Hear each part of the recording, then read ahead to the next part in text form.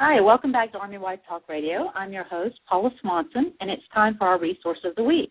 This segment of our show, we feature informative resources for our military families. And this week we have with us Alyssa Seaberg-Johnson, President of Dogs on Deployment. Hi, Alyssa, are you there? I am. Hi, good evening. Good evening. We're so glad that you're with us. Welcome to the show. Thank you. So tell us a little bit about yourself and where you're calling from tonight. Well, I'm calling from Pensacola, Florida right now. I am a United States Marine. I am a second lieutenant, and I am currently going through flight school. I am married to a Navy lieutenant who's currently deployed with 5th Fleet. We both started Dogs on Deployment in order to help other military members and families out there. That is awesome. So flight school, huh? Yes. Yeah, it's fun. Yeah, I bet it is. So tell us, what's the mission and the purpose of Dogs on Deployment? Well, Dogs on Deployment's mission is we provide an online resource for military members to search for volunteers who are willing to temporarily board military pets while their owner's on deployment. Our main goal is really to keep military pets out of shelters, or thinking that military people often think that they don't have any other option, and that they often have to give away their pets when they come up to deployments or training or anything else that might require them to have a temporary leave from their pet. We're here to educate those military members that there are resources out there that will help them, and Dogs on Deployment is one of them. Well, that's awesome. I guess when people do their family plan, they don't necessarily think about their pets and what they're going to do right. in that situation. Well, unfortunately, it's not even so much that you might not think about your pets, but you might find yourself in a situation where you don't have anyone to rely on to help you with your pets, or you might have had a plan but then it fell through for whatever reason. So oftentimes military members do plan for their pets, but then they find themselves in a situation where they need more help than they originally anticipated, or they find themselves in a situation where that they didn't expect. Right. Well, how did you get involved? How did you start this Dogs on Deployment? Well, my husband and why I, why did you? Yes, we own a miniature Australian Shepherd named JD. When I commissioned, I was supposed to go to the basic school, which is a 6-month Marine Corps school in Quantico, Virginia. I was supposed to report in June of 2011. During those 6 months, I was going to be living in military barracks where you cannot keep pets. And my husband was scheduled to deploy during those 6 months as well, so we weren't going to have a house.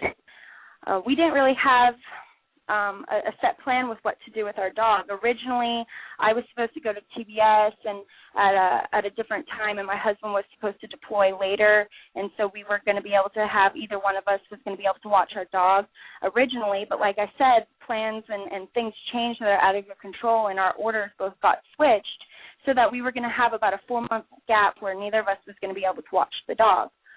We were lucky enough that we ended up having a distant relative that lived in Virginia, about 40 minutes from where I was stationed, and they're a retired military family as well, and they had dogs, and they were more than willing to take in our dog JD for the 6 months that I was at training. With that, we kind of realized that this was a serious situation.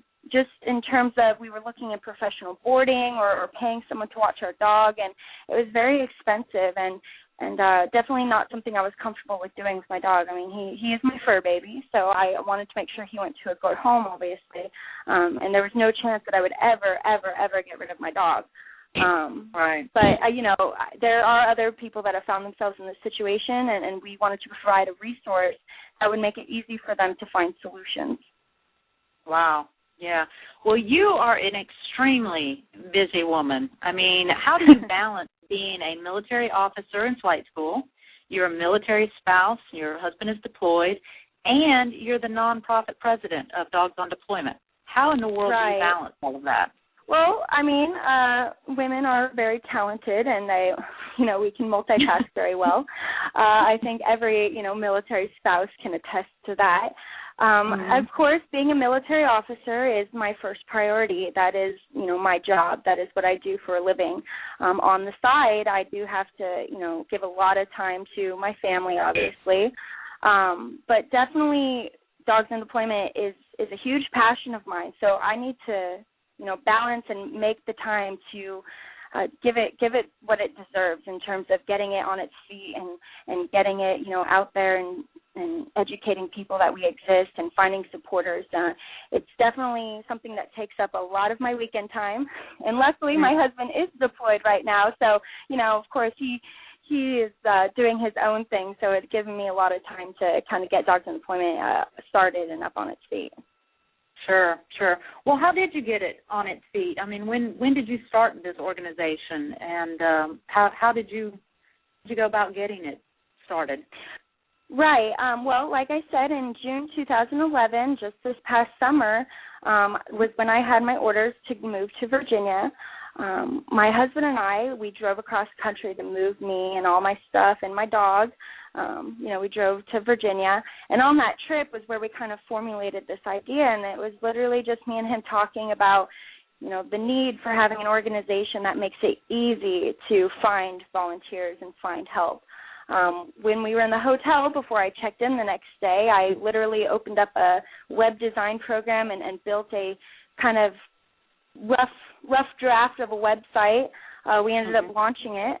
We bought the web domain. Actually, my father gifted us the web domain, in case he's listening out there. And then launched the site and made a Facebook page.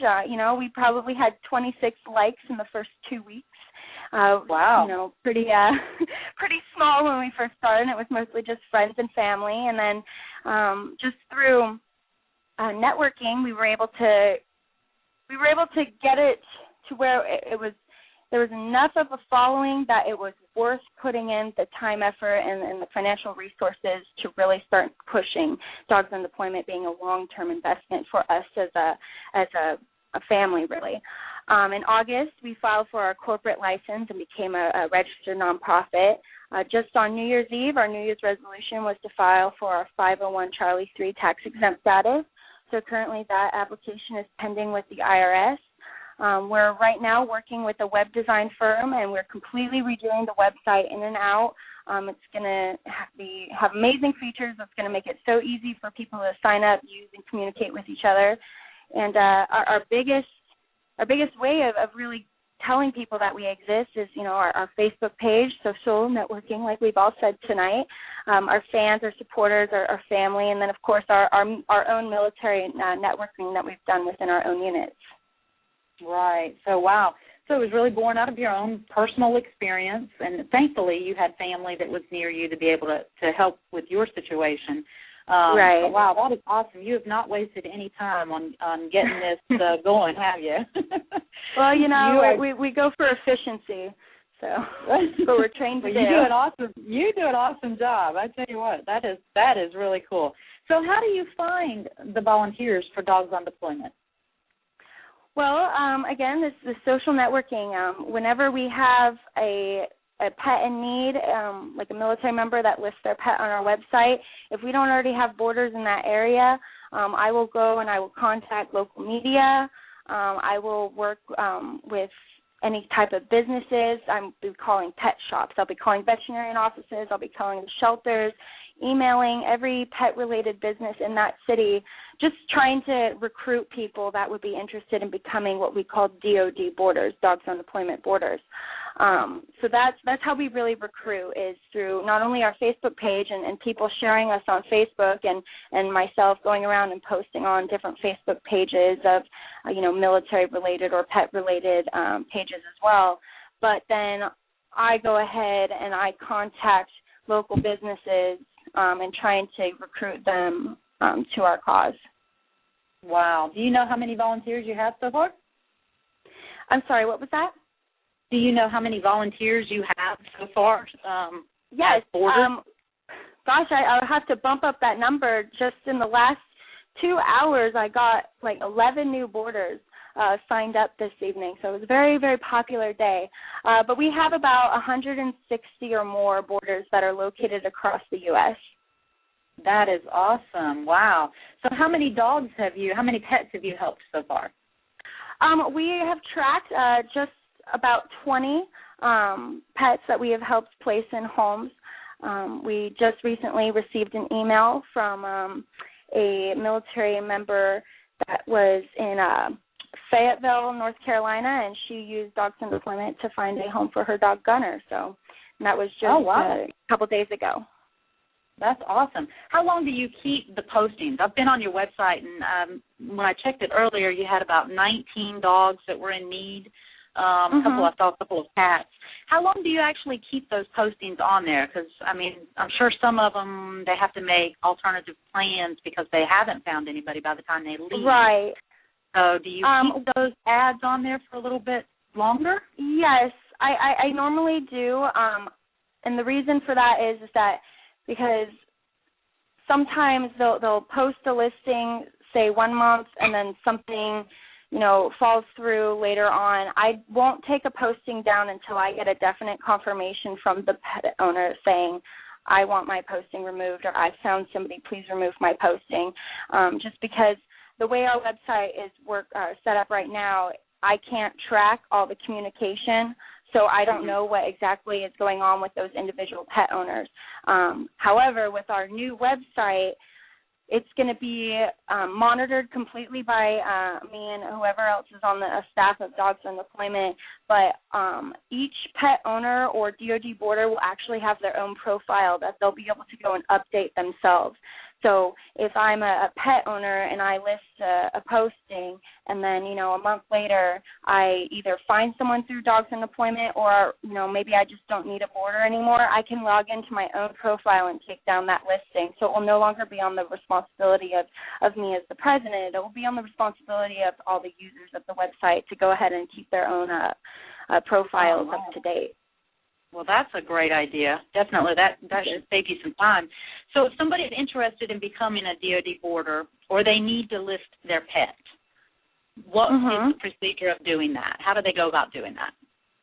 Well, right now, and it would be the same with the new website that should be launched in about February, is you would just visit the website and you would either click under DoD Boarders Apply, or under Pet Owners List Your Pet. There's just a short application. You submit that, and then it gets posted in a database that, either the boarders or the pet owners can search for. As soon as any listing's activated, I also post it on our Facebook page and just kind of let all of our supporters know that we have, someone new that signed up to the website. So it's just a simple application. The new website, the only thing that will be different is that you'll actually be creating an account, so you'll be able to log in with your own email address and complete the account and update it as necessary. That's a great feature that you're going to have there. Okay, so if I can't become a boarder, and I don't necessarily have a pet in need that I need to list, are there other ways that the public can help support Dogs on Deployment? Oh, of course. Like any other, charitable organization, we do accept donations, especially with our 501 Charlie 3 status that we just applied for and investing into this website. We really appreciate the donations to help us in our endeavors to, improve our service that we offer to the military members. Also, we do sell T-shirts that are rather popular. Every time I wear mine, to the dog park or whatnot, I get so many compliments because they're pretty cute. We also have flyers that, if you have a business or if you want to just post the flyer up in your community, you can print them from our website. And then something new that is going to be instated in the new website is going to be our DoD vendor program. So if you're a business owner, or if you work for a company that supports the military through either discounts or any type of incentives, it doesn't necessarily have to be pet related, but our website does, get all the military pet families out there. You'll be able to kind of advertise with us.